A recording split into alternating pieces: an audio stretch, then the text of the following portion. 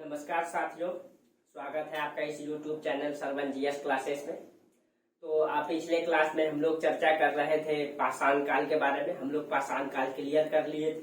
आज हम लोग देखेंगे ताम्र पाषाण काल के बारे में कि मनुष्य ने जो सबसे पहला धातु इस्तेमाल किया है तांबा का, उसके काल के बारे में आज हम लोग चर्चा करेंगे। यानी उसको हम लोग ताम्र पाषाण काल कहते हैं।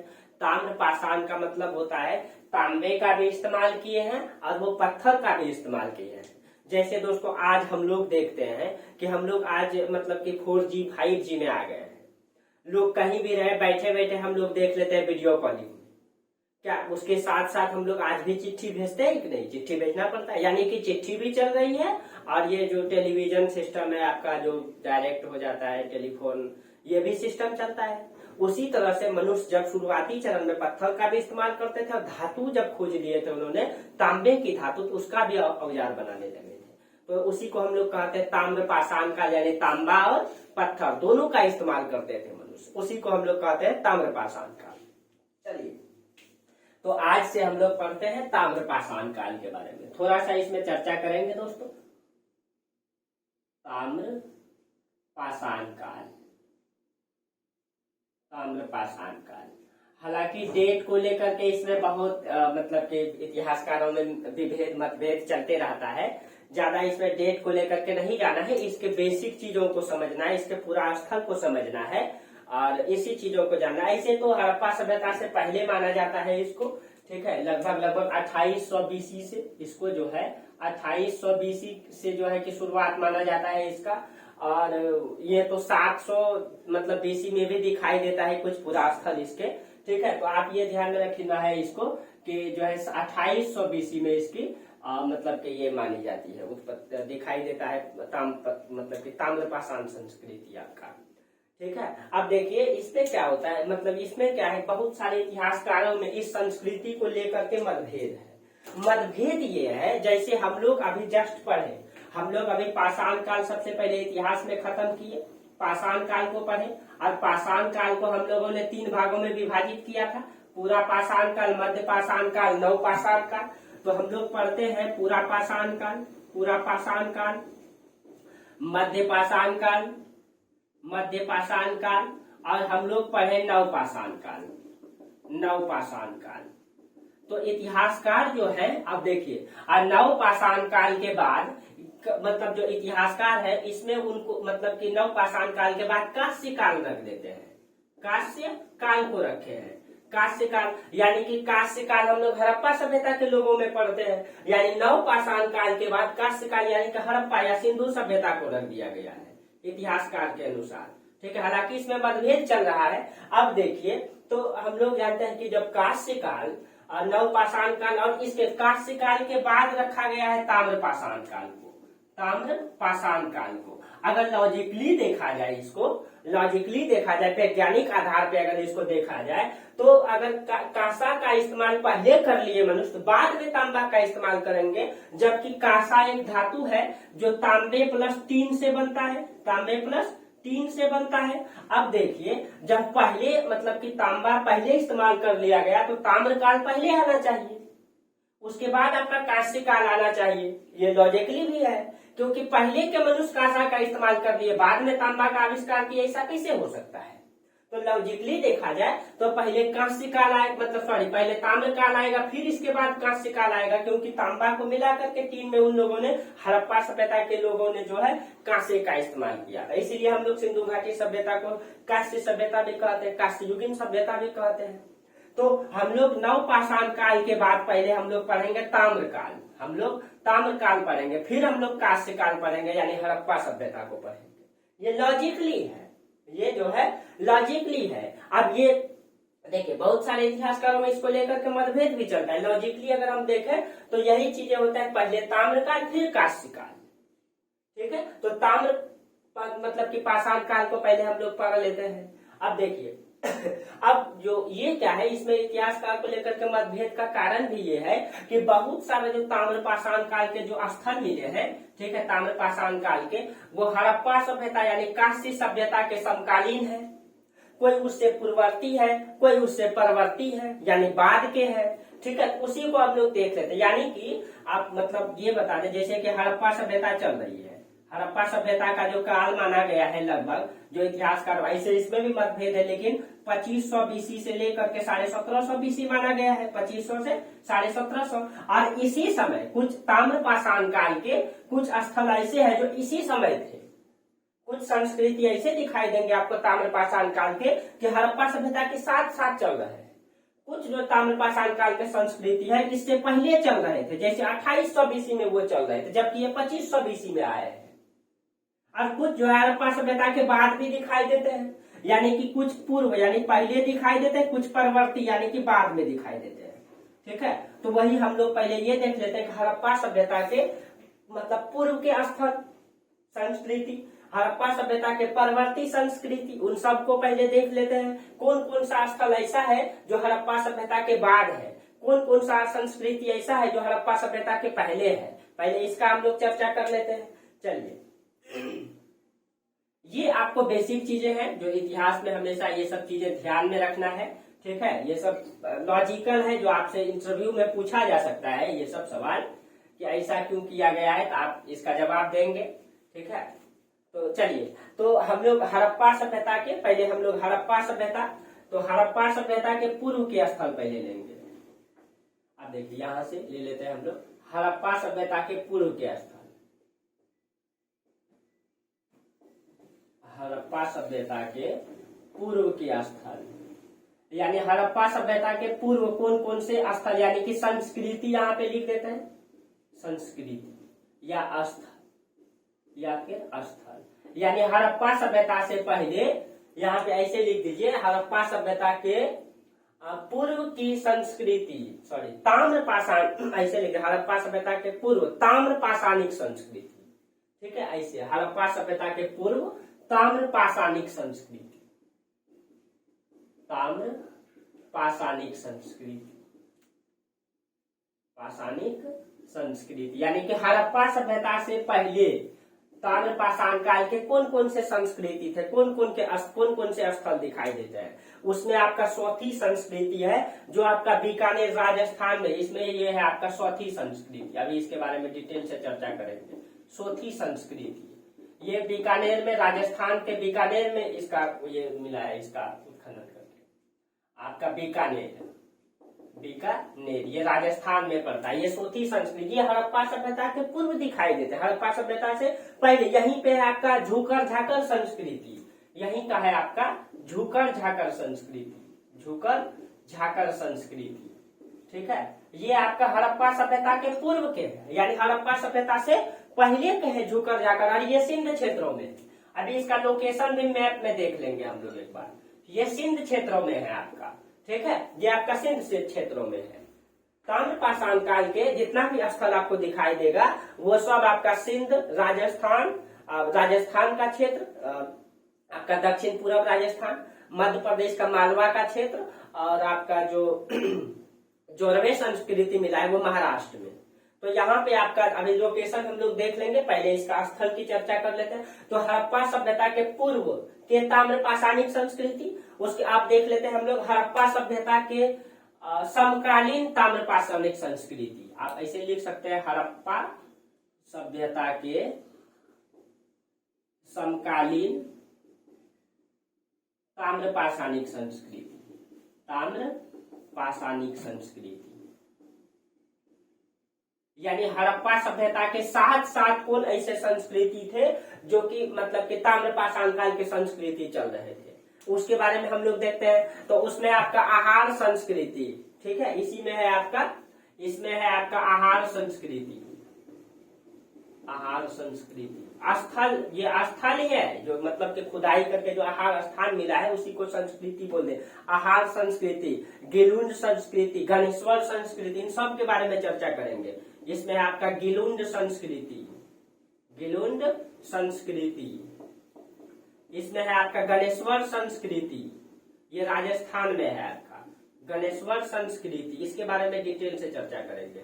ठीक है, ये जो जितने भी स्थल है ये हड़प्पा सभ्यता के समकालीन संस्कृति है, यानी हड़प्पा सभ्यता भी चल रही थी और हड़प्पा सभ्यता के साथ साथ भी ये संस्कृति चल रही थी। और ये ग्रामीण संस्कृति है, जबकि हड़प्पा सभ्यता नगरीय संस्कृति है। अभी इसके बारे में चर्चा करेंगे। उसके बाद हड़प्पा मतलब कि हड़प्पोत्तर ताम्र संस्कृति लिख सकते हैं, यानी हड़प्पा के बाद तो हड़प्पोत्तर ताम्र पाषाणिक संस्कृति, ऐसे लिख दीजिए, हड़प्पोत्तर ताम्र पाषाणिक संस्कृति, ताम्र पाषाणिक संस्कृति, हड़प्पोत्तर ताम्र पाषाणिक संस्कृति, इस तरह से लिख सकते हैं हड़प्पोत्तर, यानी हड़प्पा के बाद, हड़प्पोत्तर का मतलब हड़प्पा के बाद मतलब की संस्कृति। और उसमें आपका देखेंगे मध्य प्रदेश में कायथा, एरन, जोरवे महाराष्ट्र में पड़ता है, मालवा, हाँ ये जो मिला है आपका मतलब मध्य प्रदेश में आपका मालवा संस्कृति है, आपका मालवा संस्कृति। मालवा का पठार तो आप लोग जानते ही होंगे, मालवा संस्कृति, ज्योग्राफी में बहुत डिटेल से चर्चा करेंगे इन सबका। मालवा संस्कृति मिला है, यहीं से आपका कायथा संस्कृति मिला है, यहीं से कायथा, यहीं से आपका एरन संस्कृति मिला है, एरन संस्कृति मिला है। ये तीनों मध्य प्रदेश में है, ये आपका एमपी में है, मध्य प्रदेश में, इनके बारे में अभी चर्चा करेंगे। उसके बाद एक है आपका जोरवे संस्कृति, जोरवे संस्कृति, ये आपका महाराष्ट्र में है। ये जो जोरवे संस्कृति है ये आपका महाराष्ट्र में पड़ता है, इसके बारे में भी चर्चा करेंगे, ठीक है। यानी कि मुख्य रूप से अगर देखा जाए, अगर आप इस चीज को देखें इस संस्कृति के बारे में, तो हड़प्पा सभ्यता के पहले भी था, हड़प्पा के समकालीन भी, हड़प्पा के बाद भी था। इसका मतलब ये है कि ताम्र पाषाणिक संस्कृति हड़प्पा सभ्यता या सिंधु घाटी सभ्यता के पहले चलता था, और ये ग्रामीण सभ्यता था, और उसी ग्रामीण सभ्यता से नगरीय सभ्यता धीरे धीरे विकास किया है। आज इस ग्रामीण सभ्यता की विशेषता भी देखेंगे। जब हम विशेषता को पढ़ेंगे तो ये समझ में आ जाएगा कि जो है कि हाँ किस तरह से मतलब कि भारत में संस्कृति की विकास हुआ है, किस तरह से भारत नगरीकरण की ओर गया है। अब इस चीजों से समझ में आ जाएगा। इसकी विशेषता को जब हम चर्चा करेंगे तो चलिए अब इसका विशेषता को हम समझते हैं पहले।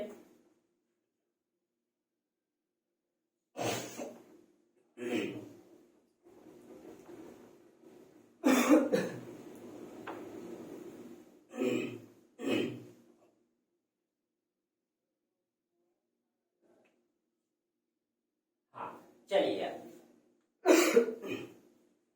अब देखिए मतलब कि अगर ताम्र पाषाणिक संस्कृति के बारे में थोड़ा सा इनकी विशेषता चर्चा करेंगे, इसके बारे में थोड़ा डिटेल से जानेंगे कि इसका जो है रेफरेंस क्या है, हम कैसे जानते हैं इसके बारे में, क्या कौन खुदाई किया है इसमें, आप कैसे जानेंगे कि ये हड़प्पा सभ्यता के बारे में मिला है। आप तो मतलब आप एक स्थान में रह करके इसका अध्ययन कर सकते हैं, आप तो रिसर्चर हैं, रिसर्च नहीं तो इसका रेफरेंस लेना जरूरी है, ठीक है, क्योंकि बेहतर नॉलेज इससे थोड़ा सा मतलब कि बेहतर नॉलेज के लिए कॉन्सेप्ट भी जरूरी है। तो मतलब हम लोग देखते हैं ताम्र पाषाणिक संस्कृति के बारे में, ठीक है, कि ताम्र पाषाणिक संस्कृति के बारे में जो है किसने किसने इसके बारे में रिसर्च किया है, संस्कृति, ठीक है। और इसमें जो ताम्र पाषाणिक संस्कृति में जो रिसर्च किया है वो है एक इतिहासकार है आपका बीबी लाल, एक है आपका बीबी लाल, और आपको कई बार चर्चा किए थे आपका स्टुअर्ट पिगट और गार्डन चाइल्ड,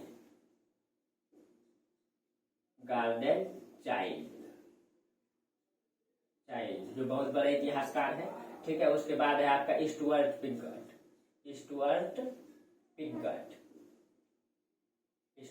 पिगट, ये तीनों इन्होंने इन तीनों ने जो है ये ताम्र पाषाणिक संस्कृति पर रिसर्च किए हैं, खुदाई की है, ठीक है। और इसके बारे में इन लोगों ने क्या क्या लिखा है इसके बारे में हम लोग देखते हैं। जैसे स्टुअर्ट पिगट, इनका पुस्तक है pre historic India, Stuart Piggott की जो है इनकी जो पुस्तक है उनका पुस्तक है प्री हिस्टोरिक इंडिया,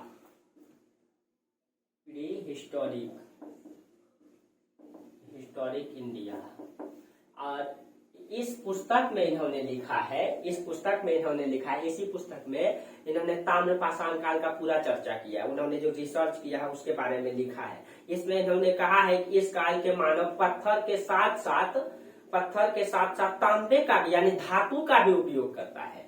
इन्होंने लिखा है इसी पुस्तक में कि इस काल के मानव जो है पत्थर के साथ साथ धातुओं का भी प्रयोग करता है। अब आप बता सकते हैं अगर धातुओं का प्रयोग करता है तो उस समय तो मतलब कि तांबे धातु की खोज हुआ है, इसीलिए यहाँ पे इसने इस पुस्तक में लिखा है कि वो जो है पत्थर के साथ धातु का मतलब यहाँ क्या है तो तांबे, तो वो तांबे का इस्तेमाल करता था यहाँ पे, ठीक है। उसके बाद जो गार्डन चाइल्ड, इनका पुस्तक है व्हाट हैपेंड इन हिस्ट्री। इनका जो गार्डन चाइल्ड की पुस्तक है what happened in history, in history. अब देखिए इसमें इन्होंने लिखा है व्हाट हैपेंड इन हिस्ट्री। इसमें इन्होंने सबसे पहले लिखा है कि सबसे पहले ग्रामीण संस्कृति के या ग्रामीण सभ्यता के लोगों ने तांबे का इस्तेमाल किया, उसके बाद नगरीय सभ्यता या नगरीय संस्कृति के लोगों ने जो है तांबे का इस्तेमाल किया। इस पुस्तक में इन्होंने लिखा है कि सबसे पहले ग्रामीण सभ्यता के लोगों ने या ग्रामीण संस्कृति के लोगों ने जो है, ग्रामीण संस्कृति के लोगों ने, ग्रामीण संस्कृति के लोगों ने सबसे पहले तांबे का इस्तेमाल किया। उसके बाद नगरीय संस्कृति के लोगों ने जो है, नगरीय संस्कृति के लोगों ने जो है तांबे का इस्तेमाल किया। और हम लोग सबसे पहले नगरीय सभ्यता पढ़ते हैं सिंधु घाटी सभ्यता को, सिंधु घाटी सभ्यता को। और सिंधु घाटी सभ्यता के लोग जो है ग्रामीण सभ्यता के बाद तांबे का इस्तेमाल करता है। और हम लोग देखते हैं इससे पहले जो ग्रामीण सभ्यता है आपका वो ताम्र पाषाणिक सभ्यता है। इसका मतलब ये है कि सिंधु घाटी से पहले जो है ये ग्रामीण सभ्यता यानी कि ताम्र पाषाणिक संस्कृति के लोगों ने जो है तांबे का इस्तेमाल किया होगा, तांबे का इस्तेमाल किया है। ये चीजें इन्होंने चर्चा की है।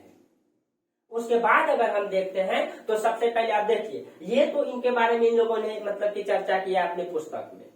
अब हम लोग देखते हैं कि कहां से क्या क्या मिला है, कहां कहां इसका पूरा स्थल है। पहले इसके बारे में देख ले और इनका स्थल से आपको समझ में आ जाएगा कि हाँ इसका जो है कि हम हड़प्पा सभ्यता का विकास की ओर कैसे हम लोग जा रहे हैं, किस तरह से मनुष्य ने उस समय उतनी बड़ी सभ्यता। आपको अगला टॉपिक में ही बताएंगे हड़प्पा सभ्यता के बारे में, उनकी विशेषता के बारे में, तो समझ में आ जाएगा कि हमारा जो है पूर्ववर्ती इतिहास क्या रहा है, पूर्व का इतिहास क्या रहा है, किस तरह से मनुष्य ने जो है हड़प्पा जैसे सभ्यता का विकास किया था।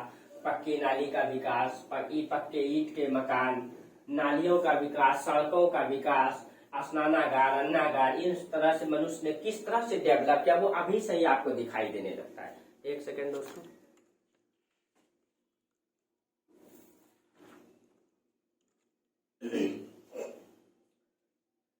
चलिए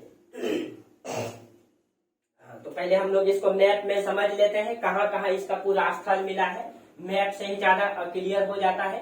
चलिए तो हम लोग पहले एक इंडिया का मैप बना लेते हैं। ये रहा आपका इंडिया का मैप। आप लोगों को भी मैप में बनाना है, कॉपी में छापना नहीं है, सीखना है बनाने के लिए। कम से कम एक इंडियन होने के नाते आपको कम से कम इंडिया का मैप आना चाहिए बनाने। अरे टेढ़ा गोचा ही सही, इतिहास में बहुत ज्यादा ये भी नहीं रखता है मायने मैप, लेकिन थोड़ा एक मैप रहता है तो थोड़ा कॉन्सेप्ट क्लियर होता है। ठीक है, आपका मतलब नोट्स अच्छा बनता है। ये रहा मतलब भारत का मैप। ठीक है, और ये हमारा सबसे प्यारा पड़ोसी मुल्क जिससे सबसे ज्यादा अच्छा दोस्ती रहता है हमेशा ना, गोला बारूद दागते रहता है उधर से, छोड़ते रहता है उधर से नया नया बारूद क्या, तो वो तो हम आप लोग समझदार है बात। चलिए तो हाँ, तो हम लोग ताम्र पाषाणिक संस्कृति का स्थल कहाँ कहाँ मिला है आपको दिखाई देगा। आप ये एक चीज समझिएगा, ताम्र पाषाणिक पूरा स्थल, ताम्र पाषाणिक पूरा स्थल, पूरा स्थल ये जो आपको दिखाई देता है एकदम ये इन क्षेत्रों में, एक तो आपका राजस्थान का ये क्षेत्र, ये राजस्थान का क्षेत्र। ठीक है, यहीं पे आपका जो है कि गणेश्वर संस्कृति जो अभी चर्चा की यहीं पे दिखाई देता है। मालवा जस्ट इसका नीचे पड़ता है, ये वाला मालवा का मतलब पठार का इलाका, ये मालवा का पठार, इससे थोड़ा सा ऊपर ही रहेगा दोस्तों। ठीक है, एग्जैक्ट नहीं, यही आपका मालवा का क्षेत्र है। और आपका यहाँ पे महाराष्ट्र, इन क्षेत्रों में मुख्य रूप से, और थोड़ा सा सिंध का क्षेत्र। ठीक है, इस क्षेत्रों में आपका मुख्य रूप से, इस क्षेत्रों में, गुजरात का नहीं, इस क्षेत्रों में आपका क्या दिखाई देता है, ताम्र पाषाणिक संस्कृति दिखाई देता है कि यहाँ के लोग, ठीक है, मुख्य रूप से यहाँ पे, ऐसा नहीं कि इधर भी था, इसका विकास इधर भी दिखाई देता है, लेकिन मुख्य रूप से ताम्र पाषाणिक संस्कृति इसी स्थल पे जब खुदाई हुआ है इसी क्षेत्रों में पाया गया है कि यहाँ के लोग पहली बार तांबे का इस्तेमाल करते थे। इसी क्षेत्रों में पाया गया है। ठीक है, इसी में आपका यहाँ पे आपका मतलब कि ये गणेश्वर संस्कृति और उसी के अंतर्गत आ जाता है सारा। ठीक है, उसके बाद आपका यहाँ पे मालवा संस्कृति, और मालवा संस्कृति के अंतर्गत आ जाएगा आपका एरन संस्कृति, आपका वो सारे संस्कृति आ जाएंगे। आपका जितना भी अभी वो आहार हो गया, आपका आहार गिलूट तो आपका गणेश्वर संस्कृति के अंतर्गत आ जाएगा। ठीक है, उसके बाद यहाँ महाराष्ट्र में आपका जोरवे संस्कृति, महाराष्ट्र में जोरवे संस्कृति। ठीक है, हाँ, यहाँ पे आपका कायथा, मतलब मालवा में आपका कायथा, एरन, ठीक है, ये संस्कृति आपका मालवा ये क्षेत्र में। तो इनके विशेषताओं के बारे में एक एक करके चर्चा करेंगे। जैसे ये राजस्थान का इलाका है, पहले हम राजस्थान के क्षेत्रों में पढ़ रहे थे। अब देखिए दोस्तों, ये जो ताम्रपाषाणिक संस्कृति है, ये कैसा संस्कृति है? ये ग्रामीण संस्कृति है। ठीक है, और हम जानते हैं अब ये जो ग्रामीण संस्कृति है, अगर हम इसी मैप में सिंधु घाटी सभ्यता को देखें तो हम लोग जानते हैं सिंधु घाटी सभ्यता का सबसे पश्चिमी स्थल कौन सा है? सुबकांगेडोर। सबसे उत्तरी स्थल जम्मू कश्मीर में मांदा, पूर्वी स्थल आलमगीरपुर उत्तर प्रदेश, और दक्षिणी स्थल दाइमाबाद या भगतराव दक्षिणी स्थल। ठीक है, ये आपका सुबकांगेडोर पाकिस्तान से लेकर के यहाँ तक है, ये आपका ये है, और इस तरह से आपका सिंधु घाटी सभ्यता पाया गया। आप एक चीजें ध्यान में दे सकते हैं। ठीक है, आज ये और जो 7 जो बड़ा बड़ा नगर मिला है, इसका इन क्षेत्रों में मिला है, इस क्षेत्रों में मिला है। ठीक है, यहाँ से लेकर के इस क्षेत्रों में मिला है 7 बड़े नगर। अब देखिए, कोई भी शहर का मतलब कि शहर तो केंद्रित होता है, और शहर का जितना भी आउट एरिया होता है, यानी साइड का एरिया, वो गांव रहता है।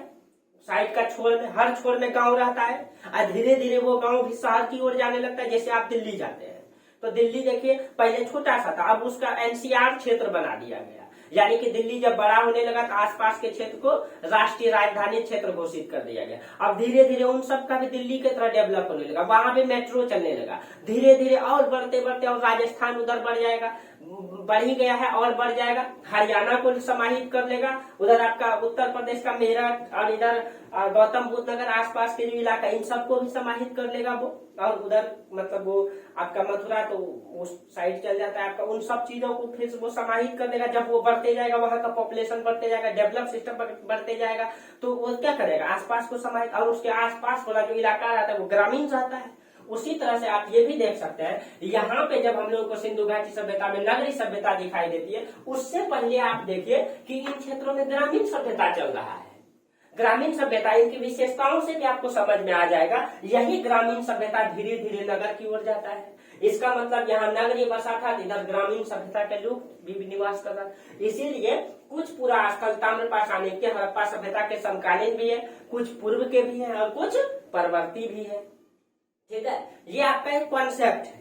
चलिए, तो हम अब जो है आप लोगों को एक एक करके चर्चा करते हैं। जैसे गणेश्वर संस्कृति के बारे में, जो आपका राजस्थान में गणेश्वर संस्कृति के अंतर्गत जो राजस्थान में यहाँ पे पाया गया है गणेश्वर संस्कृति, तो एक एक करके यहाँ से राजस्थान में आपका गणेश्वर संस्कृति, आप लोग इसको लिख लेंगे मैपिंग में, आपको ऐसे नोट्स में मिल जाएगा। ठीक है, लेकिन आप लोग लिखेंगे गणेश्वर संस्कृति,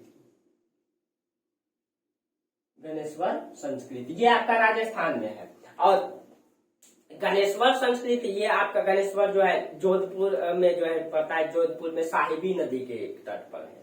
ठीक है, जोधपुर में पड़ता है ये, जोधपुर में साहिबी नदी के तट पर, जोधपुर में साहिबी नदी, साहिबी नदी के तट पर पड़ता है ये जोधपुर में। ठीक है, गणेश्वर। और इसी ये पूरा जो गणेश्वर संस्कृति है, उसी के अंतर्गत वहां जितना पूरा स्थल की खुदाई हुआ है, ठीक है, गणेश्वर संस्कृति के अंतर्गत ही आपका आहार संस्कृति है, गिलुंड संस्कृति है, बालाथल संस्कृति है। ये गणेश्वर संस्कृति के अंतर्गत ही आपका गिलुंड संस्कृति है, गिलुंड संस्कृति। इसी के अंतर्गत है आपका बालाथल संस्कृति, बालाथल संस्कृति, आहार संस्कृति, आहार, यानी ये सब स्थल है, ये सब स्थल है। ठीक है, ये सब जो पूरा स्थल है ये गणेश्वर संस्कृति के ही अंतर्गत आता है, उन सब क्षेत्रों के अंतर्गत आता है, उस नदी के क्षेत्रों के। जोधपुर जो साहिबी नदी है, ठीक है, साहिबी नदी इसी के मतलब आसपास में आता है, वहां जो खुदाई करके प्राप्त हुआ है। ठीक है, अब यहाँ पे मतलब एक एक करके इसके बारे में चर्चा करेंगे। ठीक है, हाँ, ये जो सब स्थल है, जोधपुर, ये आपका गिलुंड, बालाथल, आहार, गणेश्वर, ये जितने भी संस्कृति है वो राजस्थान के वैराज और बनास नदी के बीच में, ये चारों स्थल जो है ये राजस्थान के वैराज नदी, वैराज और बनास नदी, आप एटलस में देखिएगा इनको, इसके बीच में पड़ता है ये सारा का सारा स्थल। ये सारा स्थल आपका वैराज और बनास नदी के बीच में पड़ता है, ये चारों स्थल। ठीक है, अब देखिए इसकी विशेषता को जानना है कि ये कैसे ग्रामीण संस्कृति, हमको कैसे पता चलेगा ये ग्रामीण संस्कृति था, खुदाई से क्या प्राप्त हुआ। ठीक है, तो ग्रामीण लोगों में क्या आप सामान्य रूप से क्या समझते हैं, जैसे एक स्टूडेंट है, वो बैग टांग लिया है, ड्रेस पहन लिया है, मतलब वो ले लिया है, टाई लगा लिया है, जा रहा है, तो आप सामान्य रूप से क्या समझते हैं, स्टूडेंट है। एक हल ले लिया है और एक उधर कुदाल ले लिया है, पगड़ी बांध लिया, तो आप सामान्य रूप से समझते हैं किसान है। तो उसी तरह से आप कैसे समझेंगे कि ग्रामीण संस्कृति है, तो वहां से खुदाई से जो प्राप्त होगा उसकी विशेषताओं के आधार पे वहां से अब मतलब कि मिलेगा, घड़ा मिलेगा, गांव का लोग घड़ा इस्तेमाल करते हैं, वहां से कुदाल मिलेगा, वहां से झोपड़ी वाला घर मिलेगा, वहां से मिट्टी का घर मिलेगा, तो हम सामान्य रूप से समझेंगे ये लोग गांव बसाए हुए थे। लेकिन वहां पक्का का मकान मिलेगा, बड़ा बड़ा कुआं, अन्नागार, स्नानागार, चौड़ी सड़क, तो हम सामान्य रूप से समझेंगे वो नगरीय सभ्यता थी, वो नगर बसा हुआ था, जैसे सिंधु घाटी की सभ्यता। तो उसकी विशेषताओं के आधार पे हम बांट देते हैं कि नगरीय सभ्यता थी, ये ग्रामीण सभ्यता थी। तो हम तो चर्चा किए कि ताम्र पाषाणिक जो है संस्कृति है ग्रामीण है, तो चलिए उनकी विशेषताओं को समझते वो क्यों ग्रामीण है, उससे क्या क्या प्राप्त हुआ है।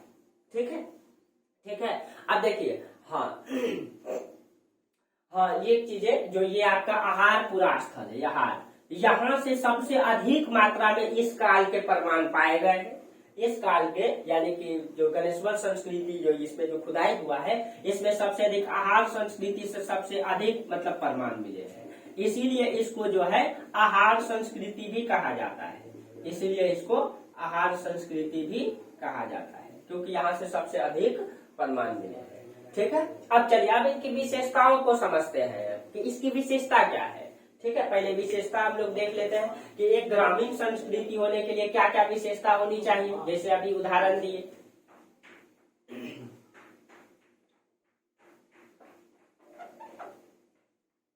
अब इनकी विशेषता को समझिए, इनकी जो है अभी जो चर्चा की है इनकी विशेषता क्या है, किस आधार पे हम कह सकते हैं कि ये ग्रामीण संस्कृति है।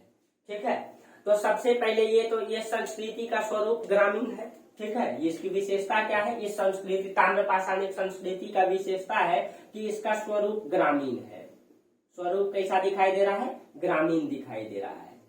ठीक है, क्यों ग्रामीण दिखाई दे रहा है, क्यों ग्रामीण दिखाई दे रहा है ये स्वरूप इसका, क्यों, तो देखिए वहां से कृषि और पशुपालन के प्रमाण मिले हैं। तो सामान्य रूप से गाँव के लोग कृषि और पशुपालन पे निर्भर होते हैं, कृषि एवं पशुपालन के प्रमाण मिले हैं, और इसी आधार पे हम कह सकते हैं, और कई सारे आधार हैं, कृषि और पशुपालन के प्रमाण मिले हैं। तो उसके बाद सामूहिक आवास का निर्माण मिला है, यहाँ से जो है सामूहिक आवास मिला है, इसका मतलब मनुष्य अब जो है गांव बसा लिया है, ग्रामीण हो गया है। सामूहिक आवास का प्रमाण मिला है, सामूहिक आवास का प्रमाण मिला है यहाँ से। उसके बाद इसकी विशेषता क्या है, यहाँ से जो मकान का निर्माण है वो मिट्टी के भी है और प्लास्टर के भी है, यानी कि उन लोगों ने पत्थर को ही जोड़ जोड़ करके बना दिया है घर। तो यहाँ का जो मकान है, ठीक है, ये प्लास्टर के भी है, प्लास्टर के भी है, प्लस में आपका मिट्टी के भी है। ठीक है, मिट्टी का दीवार का घर आज से मतलब कि हम लोग जानते हैं कि लगभग 30 से 40 साल पहले सबका आवास मिट्टी का होता था। 50 साल पहले जो घर बनता था चौड़ी चौड़ी मिट्टी का दीवार होता था, इतनी मोटी मोटी दीवार होती थी, मिट्टी से बनाया जाता था दीवार को, मजबूत दीवार मिट्टी से। आज से 50 साल पहले भी दिखाई देता था ये चीजें। ठीक है, और मतलब कि हम लोगों की जो पिताजी थे, दादाजी से, उन लोगों ने इन सब चीजों में वो उस चीज का घर बनाए थे। ठीक है, हम लोग तो नहीं देखे हैं, लेकिन हम लोगों का भी घर पहले उसी तरीके से होता था, हम लोग सुने थे। ठीक है, तो उस तरीके से था। ठीक है, तो वो मिट्टी का, वो चौड़ी दीवार वाली घर होती थी और वो मिट्टी से बनाया जाता था। तो प्लास्टर और मिट्टी के घर यानी पत्थर के भी दिखाई देते हैं और मिट्टी के भी दिखाई देते हैं। ठीक है, उसके बाद यहाँ एक चीज यहाँ अपवाद है, जैसे ये आपका राजस्थान में गिलुंड स्थान बताए। ठीक है, अपवाद में याद रखिएगा। ठीक है, अपवाद में। और जहां इतिहास में जहां अपवाद, जहां विशेषताएं दिखाई देती वहीं से क्वेश्चन पूछा जाता है ज्यादातर। यह अपवाद है जो गिलुंड स्थान आपको बताए, गिलुंड, यहाँ से जो है पक्की ईंट के मतलब के मकान मिले हैं, यहाँ से गिलुंड से पक्की ईंट के मकान मिले हैं। अब देखिए दोस्तों, यही चीज जो है अब यहाँ से पक्की ईंट के, एक अपवाद है, लेकिन कहीं न कहीं मनुष्य में जो है बौद्धिकता आ गई थी, वो अब जो है नगर की ओर जा रहा है। जैसे पक्का का मकान बनाया वो नाला का विकास करेगा, धीरे धीरे विकास की क्रम बढ़ते जाता है और वो नगर की ओर जा रहा है। इसका मतलब ये है नगर की ओर जा रहा है। और इसी के बाद हम जैसे देखते हैं तो हड़प्पा सभ्यता जैसे नगर दिखाई देता है। इसका मतलब ये गिलुंड अपवाद है, लेकिन कहीं न कहीं आपका समाज में, आपका गांव में एक घर पहले पक्का का होता होगा, उसके बाद 2 घर बना होगा, 3 घर बना होगा, उसके बाद जब शुरुआत हुआ होगा तो धीरे धीरे सब बन गया होगा और धीरे धीरे सब पक्का का मकान बनाने लगा। तो उसी तरीके ये शुरुआती जरूर दिखाई दे रहा है, लेकिन ये मतलब कि इंडिकेट कर रहा है कि हम नगर की ओर विकास करने लगे हैं। उसी तरीके से है ये, ठीक है। तो ये विशेषताएं दिखाई देती है, ठीक है। हाँ, एक स्थान है आपका बालाथल, ये तो आपका गिलुंड है, यहाँ से आपका पक्की ईंट के मकान मिले हैं, यह अपवाद है, ठीक है। एक है आपका बालाथल, अभी चर्चा की है बालाथल के बारे में, ठीक है। बालाथल, यहाँ से जो है मतलब वो भट्टी का प्रमाण मिला है, तांबे की भट्टी का प्रमाण, यहाँ से तांबे की भट्टी का प्रमाण मिला है। और भट्टी का मतलब है यही है, मतलब प्रगलन, गलाने का मतलब यहाँ पे ये होता, तांबा धातु को गलाता था। अब देखिए, मनुष्य तांबे धातु को कब गलाएगा? जब उसको जो है कि निश्चित रूप से आकार देना हो, यानी औजार बनाना हो। औजार बनाने के लिए, और औजार कब बनाएगा? वो कृषि करने के लिए, व्यापार करने के लिए, यानी औजार का या तो वो आयात करेगा या लोहार सब जो भी रहे, और वो कृषि करेगा। इसका मतलब ये है कि यहाँ के लोग जो है औजार बनाने के लिए वो परिचित थे, लोहे को गलाने के लिए, गलाने से परिचित थे वो, इसीलिए वहां से भट्टी का भी प्रमाण मिला है, ठीक है। अब देखिए, ये बालाथल से है, ये जो है आपका बालाथल से है। एक मिनट,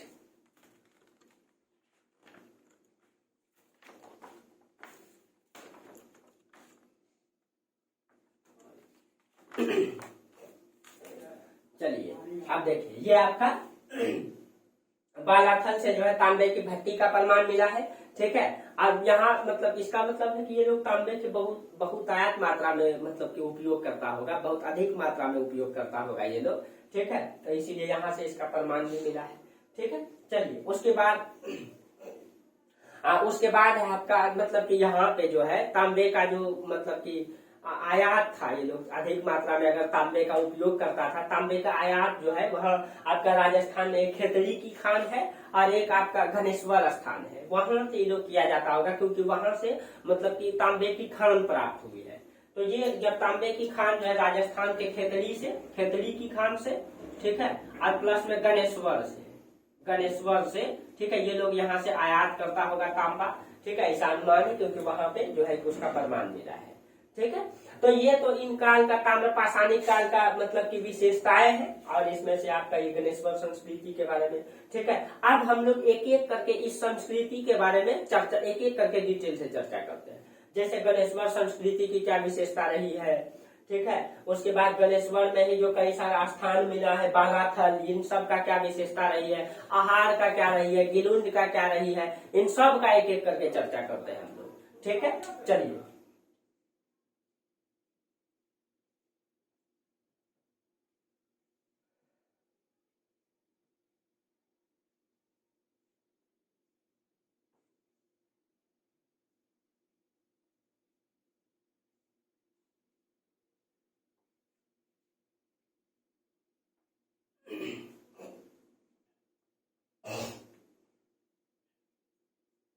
तो इसको थोड़ा सा इंडिया का मैप में ही समझना बेहतर होगा, तो थोड़ा सा मैप बना लेंगे।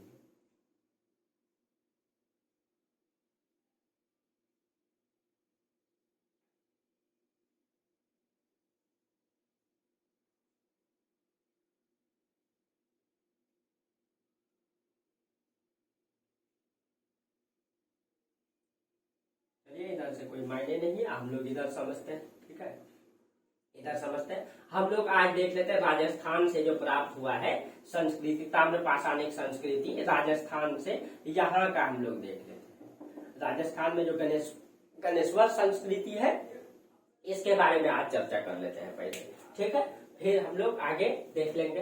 तो सबसे पहले हम लोग देखते हैं राजस्थान के गणेश्वर संस्कृति।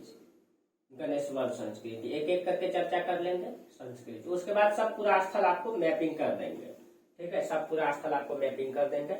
गणेश्वर संस्कृति से हम लोग चर्चा करते हैं यहाँ पे, ठीक है।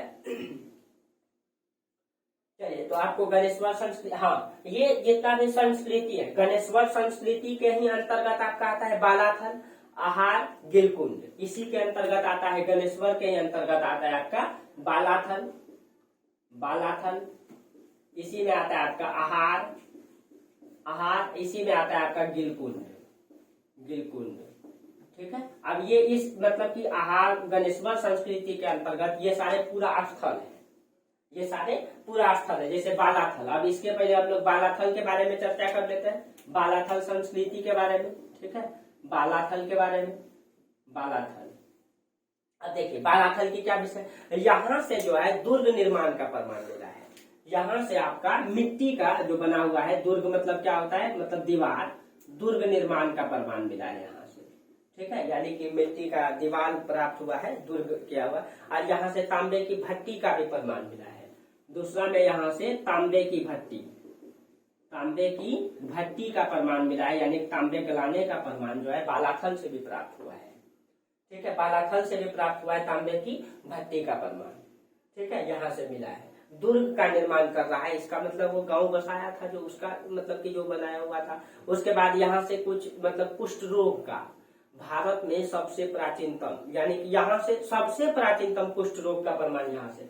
कुष्ठ रोग आपने जानते हैं त्वचा से संबंधित होता है, जो चेहरा में हो जाता है, कुष्ठ रोग का प्रमाण, कुष्ठ रोग का प्राचीनतम प्रमाण, प्राचीनतम प्रमाण यहाँ से दिखाई देता है, ठीक है। यहाँ से जो है ये ध्यान में रखना है कुष्ठ रोग का, यहाँ बालाथल से जो राजस्थान में पड़ता है आपका, ठीक है, ये गणेश्वर संस्कृति के अंतर्गत आता है बालाथल। और यहाँ से कुष्ठ रोग का प्राचीनतम प्रमाण दिखाई देता है, कुष्ठ रोग का।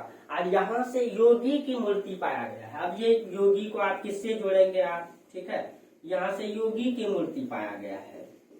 अब ये क्यों बनाया गया, मिट्टी का बना हुआ है, ठीक है, अब ये क्यों बनाया गया होगा, अब उस समय के लोग, हो सकता है इसका मतलब कि वो धार्मिक तो पहले हो चुके थे, यानी कि परंपराओं को वो मूर्ति पूजा, इसका मतलब हो सकता है कहीं कहीं वो लोग मूर्ति पूजा की शुरुआत कर रहे होंगे। बहुत अधिक मात्रा में तो नहीं मिला, इसीलिए इसके बारे में कुछ अधिक नहीं कहा जा सकता है। आगे इसमें रिसर्च चल रही है, इसमें और रिसर्च की जरूरत है, बहुत अधिक अभी रिसर्च इसमें हुई नहीं है, ठीक है, इसीलिए तो आगे इसका जो भी मिलेगा अधिक मात्रा में तो उसके अनुसार से ये बदला जाएगा। चलिए, ये आपका बालाथल हो गया। उसके बाद आपका है आहार संस्कृति। तो अब हम आहार के बारे में देख लेते हैं, यहाँ से आहार, ठीक है, अब ये आहार संस्कृति, ठीक है। अब देखिए ये राजस्थान के उदयपुर जिले में पड़ता है, ठीक है, और ये आहार नदी के किनारे है। ये जो है राजस्थान के उदयपुर जिले में है, उदयपुर जिले में पड़ता है ये आपका, ठीक है। जो उदयपुर है दक्षिण पूर्वी राजस्थान में है, हाँ, दक्षिण पूर्वी राजस्थान में उदयपुर है आपका, चित्तौड़ के आसपास, ठीक है, उदयपुर। और ये उदयपुर जिले में किस नदी के किनारे है, आहार नदी के किनारे है, आहार नदी, आहार नदी के किनारे है ये आहार स्थल। यहाँ जो खुदाई किया गया है इसका खोज जो है वो आपका रतन चंद चंद्र ने किया है। इसका जो खोज है, इसकी जो स्थल की खुदाई करवाया है, खोज किया है, वो रतन चंद्र ने किया है, ठीक है, रतन चंद्र ने इसका खोज किया है। उसका रतन चंद्र अग्रवाल नाम है इनका, अग्रवाल, ठीक है, इसने इसकी किया है, खुदाई किया है। यहाँ से जो है थोड़ा सा इनकी विशेषताओं को अगर समझ ले तो यहाँ से जो है कि अधिक मात्रा में तांबे का प्रमाण मिला है, यहाँ से तांबे का अधिक मात्रा में प्रमाण मिला है यहाँ से, ठीक है।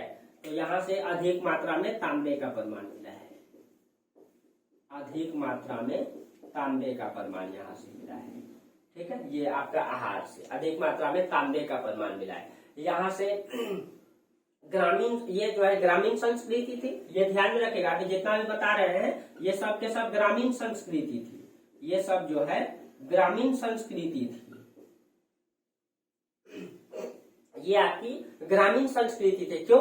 क्योंकि यहाँ से टेराकोटा मतलब मिट्टी का जो है बने हुए बैल मिला है, लाल मतलब कि वो लाल और काले मृद भांड मिले हैं। ये ग्रामीण संस्कृति क्यों थी? क्योंकि यहाँ से टेराकोटा यानी कि मिट्टी के बने हुए बैल मिले हैं। बैल मतलब बैल का वो चित्र मिला हुआ है। उसके बाद यहाँ से आपका मतलब कि बैल और इसके लाल और काले मृद भांड मिले हैं। लाल काले मृद भांड मिले हैं, मिट्टी का बना हुआ है मृद भांड आपको बताए थे कि वो मिट्टी का घड़ा को मृद भांड कहा जाता है। वहां से लाल काले मृद भांड मिले हैं। ठीक है, यहाँ से आपका और उसके बाद जो है यहाँ से तांबा का भी, यहाँ से भी तांबे की प्रगलन यानी कि तांबे गलाने की वो जो भट्टी होता है, ठीक है, तो तांबे को गलाने का प्रमाण यहाँ से भी मिला है। तांबे की प्रगलन मतलब गलाना, ठीक है, यहाँ से भी इसका प्रमाण मिला है। ये चीजें ध्यान में रखना है क्योंकि इन सबसे क्वेश्चन पूछ लिया। यहाँ से मिट्टी के अलंकृत आभूषण मिले हैं। मिट्टी का बना हुआ आभूषण है लेकिन उसमें अलंकृत डिजाइन तैयार किया गया है। ठीक है, यहीं से आपका मिट्टी के बने हुए मिट्टी के अलंकृत है, वो अलंकृत है यानी डिजाइन तैयार किया गया है, उसमें मिट्टी के मतलब अलंकृत है वो, और वो मिले हैं, आभूषण मिले हैं। इसका मतलब है कि मनुष्य का ये अमीरी और गरीबी को दर्शाता है कि कुछ होते होंगे कि मतलब कि वो आभूषण का इस्तेमाल करते होंगे जो अच्छे घराने से होंगे। हर समाज में अमीरी और गरीबी रहता है, उच्च नीच रहता है। ऐसा नहीं कि हर समाज बराबर रहता है। समता मूलक सिर्फ कहने के लिए है समाज, ऐसा होता नहीं है। ठीक है, और ये भगत सिंह ने भी इसी चीज की संकल्पना की थी कि हम जो समाजवाद लाएंगे देश आजाद कराने के बाद। लेकिन ये सब सपनों का देश है, ऐसा हो नहीं सकता है, आसान नहीं है। हो सकता है मतलब, लेकिन आसान नहीं है। ठीक है, क्योंकि इतनी मतलब बहुत सारी ये विचारधारा है, इन सब को लेकर के अलग से विचारधारा में कभी भगत सिंह चर्चा करेंगे तो करेंगे मॉडर्न हिस्ट्री में, या कभी उसकी जन्मतिथि पर चर्चा कर देंगे कभी। ठीक है, चलिए। हाँ, यहाँ से एक चीजें ये है कि यहाँ से मिट्टी के अलंकृत आभूषण तो मिले हैं, यहाँ से एक यूनानी देवता की मूर्ति मिली है। ठीक है, यूनानी देवता की मूर्ति और यूनानी देवता की धूप पात्र, जो आपका धूप पात्र होता है, तो यूनानी देवता की मूर्ति प्लस में यूनानी धूप पात्र प्राप्त हुआ है। इसका मतलब आप ये कह सकते हैं, आप एक मिला है। इसका मतलब आप ये नहीं कह सकते हैं कि मतलब इस संस्कृति के लोग जो है यूनान से खूब व्यापार करते थे, पूरा परिचित है, ऐसा नहीं कह सकते हैं। ऐसा हो सकता है कि हड़प्पा सभ्यता के लोगों ने जो है यहाँ से व्यापार करना यूनान से प्रारंभ किया था, क्योंकि भारत जितने हड़प्पा सभ्यता के जो समकालीन सभ्यता थे, सुमेरियन सभ्यता, मेसोपोटामिया की सभ्यता, मिस्र की, उन सब से ये जो है व्यापार करते थे। तो हो सकता है ऐसा कि इन लोगों ने लाया होगा, व्यापार करता होगा। ठीक है, या मतलब ये अपवाद स्वरूप दिखाई देता है। ठीक है, तो ऐसा हम नहीं कह सकते कि ये ग्रामीण सभ्यता के लोग जो है कि मतलब इससे परिचित होंगे यूनानियों से। ठीक है, ये अपवाद है। हो सकता है कि मतलब हड़प्पा सभ्यता के जो समकालीन होंगे वो लोग किए होंगे, ऐसा लाए होंगे। तो इसका प्रमाण यहाँ दिखाई देता है। ये आपका आहार संस्कृति की विशेषताएं हैं, यहाँ से पाए गए स्थल है, इनको एकदम ध्यान में रखना है। ठीक है, इनको कॉन्सेप्ट में रखना है कि यहाँ से ये पाया गया, इस आधार पे हम कर सकते हैं। उसके बाद है आपका गिलकुंड।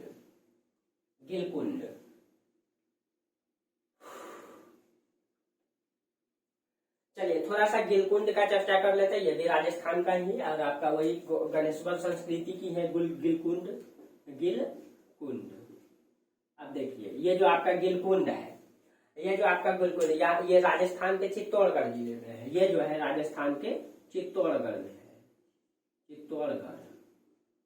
ये राजस्थान के चित्तौड़गढ़ जिले में है। यहाँ से ग्रामीण संस्कृति के प्रमाण यहाँ से मिले हैं। लेकिन यहाँ के जो मकान है वो थोड़ा अंतर दिखाई देते हैं। यहाँ के मकान में कुछ अंतर दिखाई देते हैं। अंतर क्या है कि यहाँ मतलब कि मकान में जो पक्की ईंटों का भी उपयोग किया गया है। यहाँ जो है ये जो गिलकुंड है, यहाँ ये तो ग्रामीण संस्कृति है ही, लेकिन कुछ अपवाद इसमें ये दिखाई देता है कि यहाँ के जो मकान है उसमें जो है पक्की ईंट का मतलब कि वो बना हुआ है, पक्की ईंट का बना हुआ वो घर मिला है। अपवाद स्वरूप गिलकुंड से पक्की ईंट का, पहले भी अभी चर्चा की है, ये ध्यान में रखना है। ठीक है, यहाँ से ये प्रमाण मिला है। और यहाँ से स्तंभ गर्त का भी प्रमाण मिला। आप देखिए, इसका मतलब ये है स्तंभ गर्त।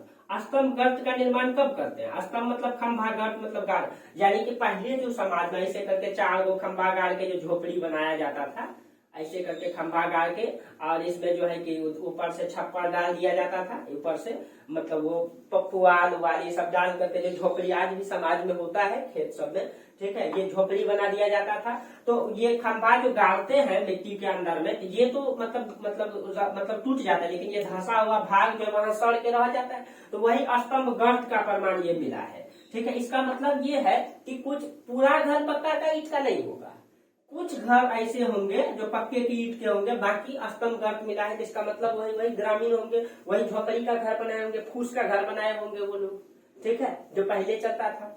तो इसका मतलब है कि यहाँ पूर्ण रूप से पक्की की ईंट के प्रकार नहीं मिले हैं, ठीक है। और यहाँ से जो है अब भंडारण का भी प्रमाण मिला है, इसका ये अधिशेष उत्पादन को दर्शाता है, भंडारण का प्रमाण मिला है, इसका मतलब ये अधिशेष उत्पादन को दर्शाता है कि मनुष्य जो है अब मतलब कि मतलब उपभोक्ता से उत्पादक तो बन ही गए थे, तो अधिशेष उत्पादन करने लगे थे, वो जितना उनको चाहिए, जितना खर्च था उनसे ज्यादा कर रहे थे, और यही अधिशेष उत्पादन, दोस्तों थोड़ा सा कॉन्सेप्ट चर्चा कर देते हैं। ये जो अधिशेष उत्पादन है, ठीक है, जब हम मतलब कि मान लीजिए एक परिवार में मतलब 4 क्विंटल चाहिए साल में खाना, लेकिन वो उत्पादन पहले क्या होता था 3 क्विंटल करता था, यानी कम ही पड़ जाता, लेकिन अब वो जो है 10 क्विंटल उत्पादन करने लगा। तो जब 10 क्विंटल उत्पादन करने लगेगा 6 क्विंटल बचेगा, जब 6 क्विंटल बचेगा ये जो है बेचने के लिए जाएगा, जब बेचना स्टार्ट करेगा तो ये व्यापार करेगा, और व्यापार करने के लिए एक बाजार चाहिए, मार्केट चाहिए। अब बाजार का विकास जैसे होने लगेगा, यानी कि एक व्यापारी यहाँ पहुंचेगा, इसी तरह बहुत सारे घर के लोग पहुंचेंगे, ये बाजार जो है, बाजार में बहुत सारे सिस्टम व्यवस्थाएं रहती है, वहां पे अच्छा बाजार में जो है कि व्यवस्था चाहिए, बहुत सारी व्यवस्था चाहिए। अब वो बाजार क्या हो जाएगा, मार्केट एक बड़ा मार्केट बनेगा, और मार्केट जो है नगर की ओर विकास करने लगेगा, क्योंकि वहां विदेशों से व्यापारी आएंगे, वो बड़े बड़े घर में रहना पसंद करेंगे, बड़े होटल में रहना पसंद करेंगे, उसके लिए होटल बनेगा, उसके लिए खाने की व्यवस्था, यानी अन्य प्रकार की सुविधाएं आएगी, और उसी से आपका नगर का विकास होगा। तो यहाँ दर्शाता है कि अधिशेष उत्पादन में ही, ठीक है, नगर की ओर गया, और यही नगर जाकर के हम लोग पढ़ते हैं सिंधु घाटी की सभ्यता।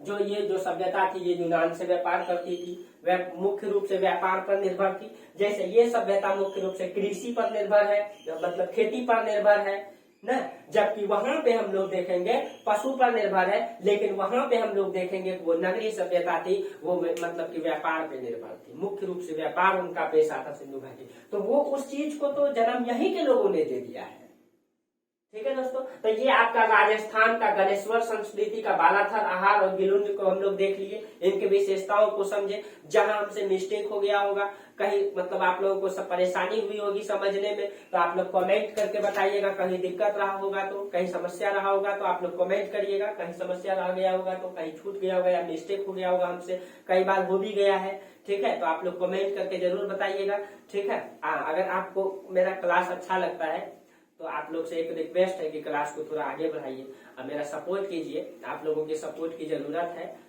तो फिर हम अधिक से अधिक आप लोगों के लिए कर पाएंगे, ठीक है दोस्तों। तब तक के लिए आप लोगों को थैंक यू, सपोर्ट कीजिएगा आप लोग जरूर।